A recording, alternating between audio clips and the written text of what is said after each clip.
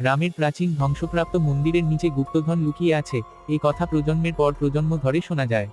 কিন্তু সেই ধন রক্ষায় নাকি বাস করে এক বিশাল নাগরাজ। কেউ যদি লোভ করে ধন নিতে চায়, সে নাগরাজের অভিশাপে নিশ্চিহ্ন হয়ে যায়।